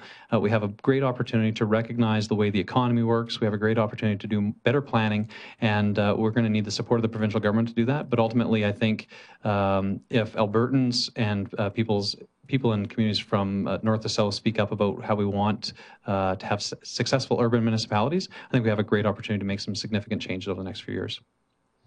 That's great. And I was just going to say, just got some early election results in, Bill, from Edmonton and Calgary. And Don Iveson, now that's only 29 polls of 270 in, but he's at 8725 he is elected. So there you go. Wow. Don Iveson elected as mayor of Edmonton, and your thoughts on that? Yeah, well, I mean, I'm sure Don doesn't need any advice from me, but he's a similar age when I was first elected as mayor, and so he's obviously got a big job in front of him. It'll be interesting to see how his council turns out. But I think it really shows that Alberta is a dynamic, youthful province. Albertans are looking for youthful leaders, and I think we're starting to see that shift, a real sort of generational shift in the leadership across the province. And with respect to Calgary, do we have any updated results from Calgary at all? I have a feeling Nenshi won. He's elected? Okay. Just on a guess. Just on a guess, yeah. You're way out there too, like we were all night. Your perspective looking out when you see, obviously Calgary, a much bigger municipality than Grande Prairie, but what they went through and how they had to mobilize and get everything together and use their reserves, and that was something that came up to be able to handle that and handle it in Alberta record time. Yeah. As we come to what your thoughts on that experience? Well, if you're speaking about reserves in particular, that's just a regular course of business ultimately for municipalities, and so it was a little bit of a surprise that it came up over the course of the election. But the city of Calgary is a great example of progressive leadership. I think Mayor Nenshi's done a fantastic job.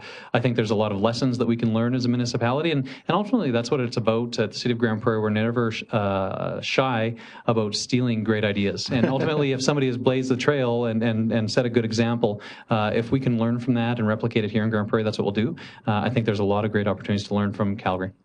Well, congratulations, Bill, and continued on success. And I know there's a lot of projects that you want to see through to fruition. And congratulations on the win tonight. It's been impressive. Thanks very much, Fred. Appreciate it. And thanks a lot, Dan. Dan, thanks for your service. I'd like to say thanks, obviously, to Dan and to Councillor Gustafson, but also to Councillor Crokin and Councillor Monroe. Appreciated their service. They've done a fantastic job. And as I said at the outset, each one of these people has been instrumental in setting a strong foundation for our community going into the future. Okay, good luck on the next 4 years, guys. Yes, thank you. All right. Lauren Radburn. Lauren Radburn. Mr. Radburn.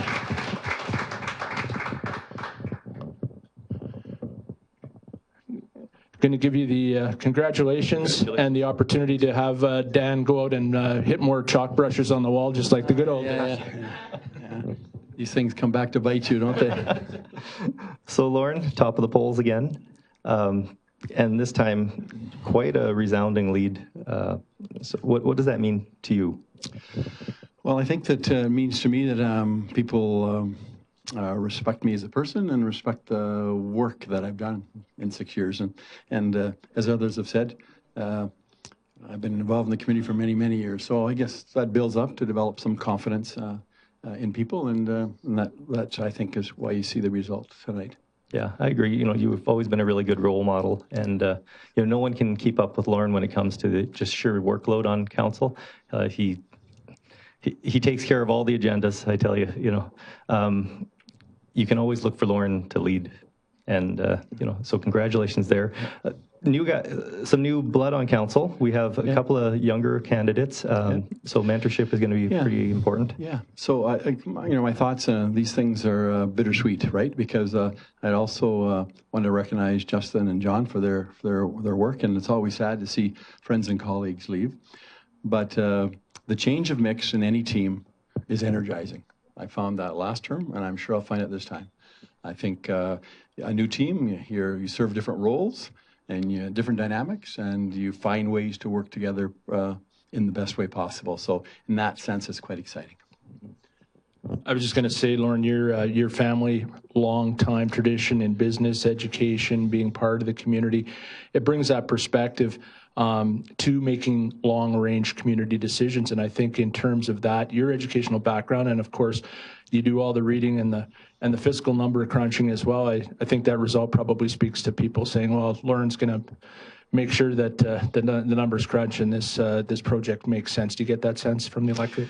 I think so. I think I've been pretty consistent in terms of a balance of controlling expenditures and making strategic investments so our community can continue to grow and build.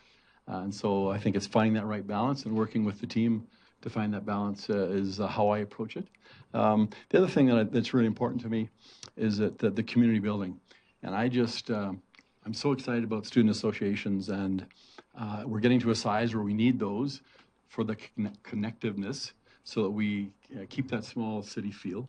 And I was just thinking the other day at the forum, actually, I was thinking, wouldn't it be great in 4 years if we had 10 forums or 10 meet and greets in each area of our town? That group could also be an intergroup that could meet with council. The chairs could be an intergroup that would meet with council. I just think there's great potential for community building with respect to our community association.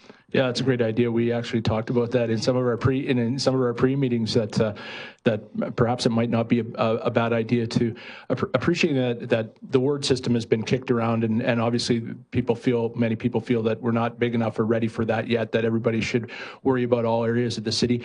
But it might make sense to have certain councillors either volunteer for or be delegated certain neighborhoods where they can concentrate on specific issues in those neighborhoods, whether they be traffic or safety or whatever, and be able to bring those to the council table. Do you think that idea has merit? Yeah, it does, informally, and we do that in the school system, right? We have our trustees liaise with certain schools, and then they bring that back to the board. Okay, so we'll leave that for you to push that. It can work, yeah. Okay. It can work.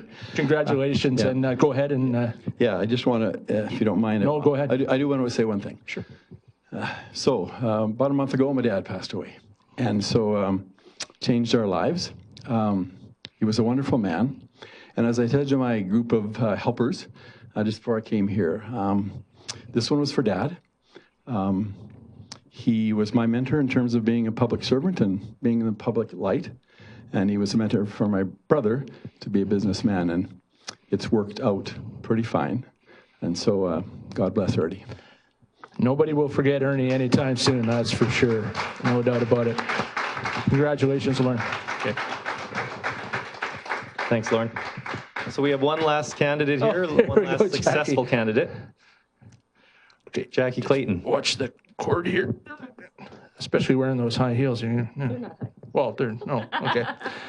So a newcomer and to the municipal race and successful. What the lessons that you learned out there, first time in being successful? A lot of people can't say that. A lot of people go through some adversity or failure first time out, but you were able to get it done the first time out. What are the impressions and the lessons you're going to take from the campaign? Obviously, you did enough right to get elected, but you know, when you wake up tomorrow and have a coffee and think about it, what are some of the things that'll be left with you? Well, when I sit back and think about the last 8 weeks of hard campaigning, I was very fortunate to speak to a lot of different user groups from city facilities, as well as business groups, home builders, developers, sports parents, nonprofits, seniors, and everybody genuinely loves Grande Prairie. That's the common thing, and going forward, I really want to take some information that I've learned from people that I might not necessarily speak to every day. As a business person, you see the similar circle of people all the time, business people, chamber people. Being in the Board of Governors at the college, I see the college people quite often. But it's the other stuff that, we forget about. I had a phone call at 9:05 last night at the House from a potential voter who said, these are my concerns. And they were things that I hadn't really thought of. And even, the night before an election, it sort of makes you think about things that are going on in our community, and you can't be everywhere all the time. So it's great. I really appreciate communication.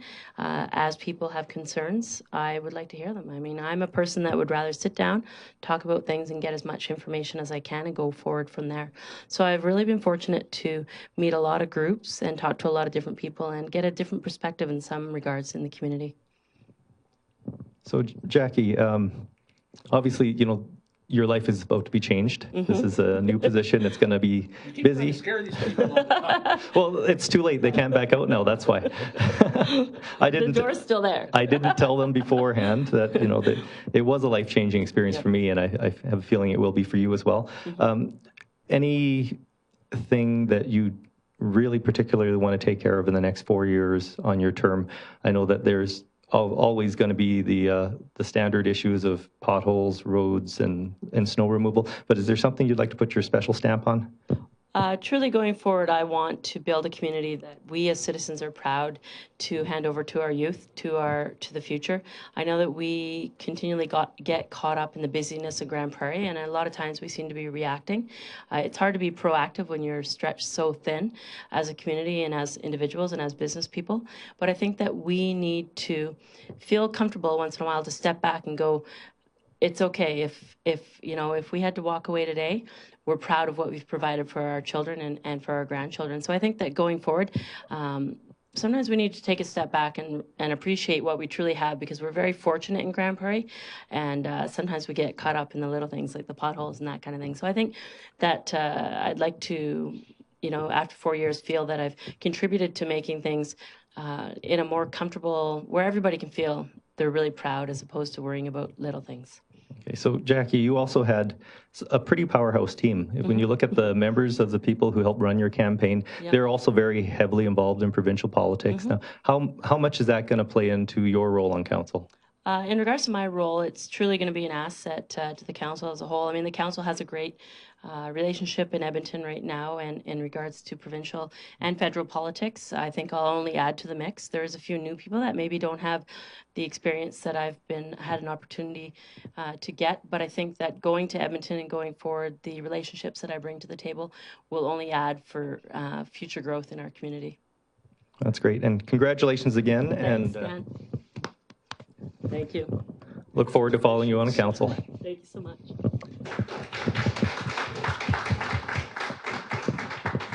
So we have our political analyst. We do. We have, yes. And we have only about 5 minutes left, but come on in, just watch your step there with that cord. McMaster at the Grande Prairie Regional College. Indeed. Welcome. Thank you.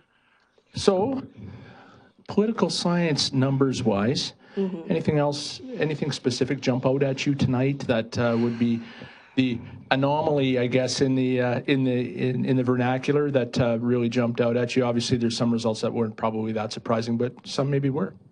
I think, I mean, as far as the mayoral race, the numbers were roughly 3-1. So I think Bill almost doubled the count of votes that he got from the last election. That's a pretty strong endorsement, I would say. It's interesting also because I see a bit of a pattern looking at Nenshi being reelected in Calgary and Don Iveson in Edmonton of this kind of younger mayor, middle of the road, progressive. It says something quite interesting about where Alberta's going, actually. It's that stands out to me a little bit as a pattern. Just looking at the straight math numbers as you slice it up, last time there were 3 candidates for mayor, this time 2. Not to take away from obviously the very strong numbers that Bill, but what's your sense on how much that impacted the plurality between Bill and Gladys tonight? I would say that wasn't something that I kind of looked at when I was talking about this, but it does say to me that vote that was kind of split to a certain extent last time went much more decisively to Bill this time. And not entirely surprising, he's an incumbent. That's a huge advantage. Sure. There weren't really any standout issues that I saw. Obviously, the tax thing, there was a lot of kind of social media chatter, especially towards the end, but nothing that really jumped out as a big issue. Yeah, so I would say, I mean, managed to make no major missteps. Right. So that's a good thing. Yeah. It's tough to overcome that advantage. Obviously, and sort of following on that theme of young progressive, we look at the numbers of Rory and Chris on council, and you know, as some of the current councillors said, obviously to the cost of 2 incumbent councillors in Justin and John, those are pretty strong numbers, especially for Chris. Does that make a statement in and of itself? Chris is he's the big story of this election, actually. Yeah. I think beating out especially 2 veterans like Helen Rice and Dwight Logan. That's a big step, and it's interesting because Chris did not focus so much on the social media aspect, which has been the big kind of player that gets talked about in terms of elections. But he took a really innovative turn in a traditional mode with his signs. Yeah, sure. And I've heard so many comments about that. Yeah. So I think that's interesting in terms of who's voting and how you can get those votes, right? Yeah, he's very interesting for sure. What are the challenges that you think this next council will have? I mean, obviously, there's the continued challenges and issues that we've been facing probably for the last 3 terms. But, you know, Grande Prairie is well known as being one of the fastest, most dynamic, richest per capita growth, burgeoning places. And that all is great, but it brings with it unique challenges. And you've got several new faces on council as well. Some big challenges for this next group moving forward. The big challenges are going to be managing that growth. It really is. Trying to find ways to pay attention to the age of the city, the median age of the city, trying to pay attention to how you manage the industrial growth, how you manage all of these things, right? I really don't think that story is going to change. It's going to be something those new councillors are really going to have to get up to speed on. Great. So Don, let's talk a little bit about Gladys Blackmore. She was obviously a very intelligent candidate. She had a lot of insights into the city, and you know, I felt that she would have been a very competent leader for the city of Grande Prairie as well. Is timing everything? Did she just announce did she challenge the mayor in a year where there was really nothing to challenge him for? I do think that's a big part of it. Mayor Given has done really well. He has not had a big issue that had people upset. Some of that has to do with the luck of the situation. I mean, it's good economic times in Grande Prairie. The last year, at least, we didn't have terrible snowfall. That tends to be a big issue in local elections. So Bill's managed to handle things quite well, right? It's really hard to overcome that advantage that an incumbent has when they haven't made any major missteps. And I mean, you guys talked about it in your webcast, that democratic process of having Gladys run is super important. It's just, I think it was in the situation this time, it's a tough obstacle to overcome. Yeah, and I find it really interesting that myself and Alex Gustafson, we've stepped down. Justin Monroe, another younger candidate who had a really strong business background, didn't make it on this council. And John Crokin, a guy who was really heavily involved in the community, although he was a little bit older, didn't make it as well. Yet there's three of us who are in our 40s, and the average age, I think, of our council still went down. Now, how does that bode on our city? Well, it's interesting. I'm not sure which of you said it, but somebody had mentioned that the number of eligible voters is going up, but the number of voters is staying the same. So, I mean, as much as I would like to could just attribute it to the median age of the city, I do have to say these guys clearly represented themselves very well, and they won the votes of those people who are continuing to vote regularly. Yeah. Did you notice that it was pretty much uniform all across the city? Yeah, there seems to be a lot of consensus. It wasn't a really major debate or a big contest, I guess, when it came to this. It was pretty consistent in terms of those numbers, which I think is probably good for those candidates who won. Yeah, when you look at the demographics across the city, up in Crystal Lake, you have the higher income, and also in Country Club Estates. Mm-hmm. And then you look at other areas, Avondale, Hillside, Mount View, those are typically your lower income groups. Mm-hmm. Yet across the city, the votes seem to be the same. I don't know what I would attribute that to, other than the fact that there really was no burning issues in this election. And when there's no burning issues and the economy is good, people tend to vote for the status quo. Yet we've got new councillors, so I would say those voters saw something in terms of, I mean, I know the three candidates who came in were good on getting to the doors and meeting people. They obviously represented themselves quite well in terms of the forums, in terms of reaching out. So I would say that probably helped them quite a bit. Yeah. Well, I know we're getting close on time here. I don't have a, where's my clock that says, no.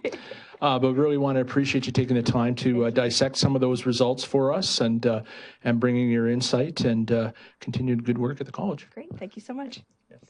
Thank you. Thanks.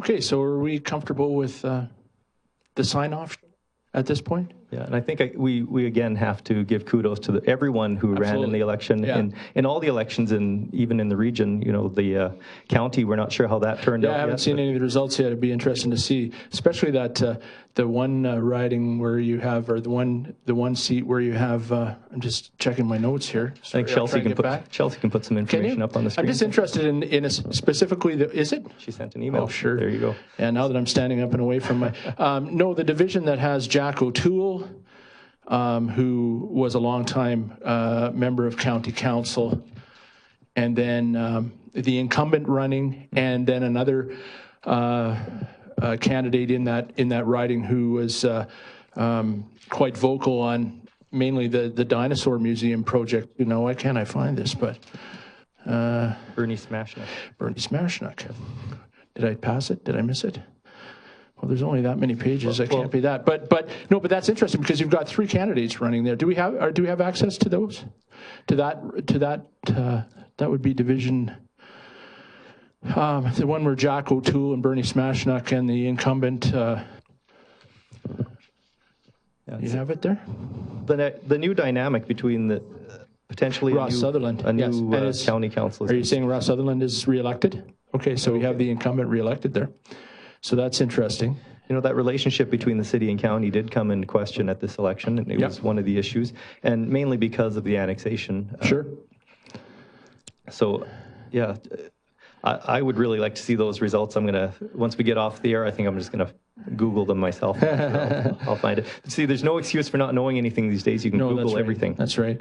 But moving forward, can you put them up? Sure. Let's take a look.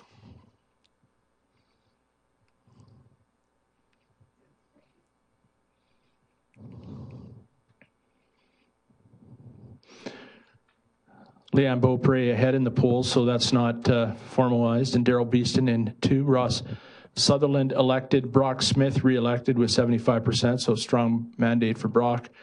Bob Marshall, 38%. Corey Beck in Division 9, 67%. And Peter Harris. Wow. So a whole bunch of new faces. New faces there for sure. You surprised that Leanne Beaupre only says ahead in the polls? I think that she's... I would be surprised if she didn't win the election. Closest division to the city, and we don't have the finals, but maybe they had some issues with counting. So, you know, we talked a little bit about county-city relationships tonight, and it's not the elephant in the room per se, but it's a dynamic that you can't ignore, especially with the growth and the annexation process moving forward. So that's going to be an issue that this next council will obviously still have to deal with. Yeah, and that was probably a contentious issue over at the county, and that's why you see that turnover in their council. All right. Well, with that in mind and the elected declared elected, I want to thank everybody involved in the technical production here tonight for putting up with our shenanigans and the quick... You didn't have to clap that loud. And being able to provide us with the information, and everybody that took the time to come down here and be part of the webcast as well. And thank you, Dano. It was interesting working with you and your insight being part of council, and hopefully people were able to pull a few nuggets of information over our time here. So thanks for doing this. Well, thank you too, Fred. And I guess with that, we'll sign off. Okay, good night. And for those of you who did take the time to get out and vote, thank you very much. It's important. And so please encourage in coming elections at all levels of government that the people that you know and love get out and vote. So thanks and good night from Grande Prairie.